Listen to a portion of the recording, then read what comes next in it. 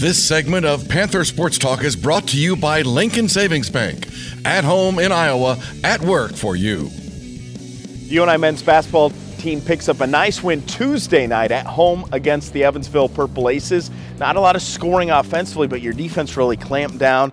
And against the league's leading scorer, you really shut down everyone else in that win. Yeah, and it's a good thing that everyone else wasn't scoring. He was tough in that first half in particular, and he made some tough shots in the second half. But I thought there was 1-3 in front of our bench for sure, where Ty was draped all over him, and that ball hit nothing. I mean, barely hit the net.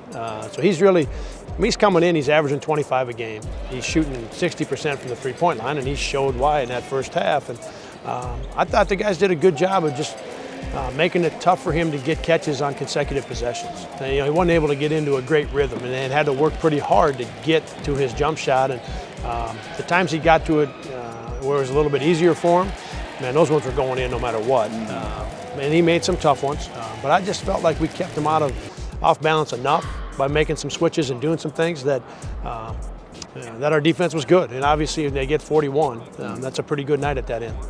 A grinded out game. What were some of the other reasons why you felt like the team was able to get back on the winning track at home here against Evansville? Offensively, we didn't do a lot tonight. We pretty much went 4-on-1 with Bennett and haven't done that a lot. And just asked Bennett to go side to side with it and wanted to force them to have to defend him on almost every possession. When Austin went in the game, I thought Austin did a great job of being physical and making it hard for them. They had to guard him in there, and the guys were patient. So we ended up with something inside, or they fouled us enough that we got into the bonus in both halves, so we were able to get to the free throw line a little bit, and then transition offense. We got some stuff, and maybe more in the first half than the second. But I thought we got it up the floor a couple times and got into a three-point shot or got a drive and got something in transition before they were able to set their defense. Won the battle on the boards, and then only one turnover in the first half, not really turning it over in the second half. How key were those two stat lines? Yeah, Bennett had 8 offensive rebounds against Drake Saturday.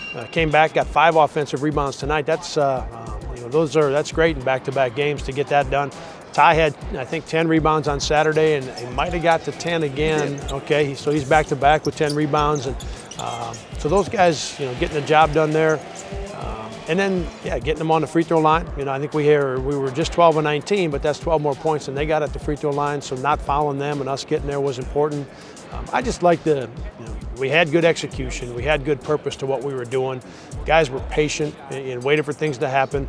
Unless we got into transition, then we were aggressive, and that's a good combination for us. Yeah, many times they had either get the shot clock violation or force up a tough shot with just a couple seconds to go. And again, not fouling, not sending them to the free throw line. You got to take a lot of pride in that. Yeah, and really we had one day where we worked at what we wanted to do defensively with making a lot of those switches. So on a one-day prep for the guys to be able to get that and make those switches.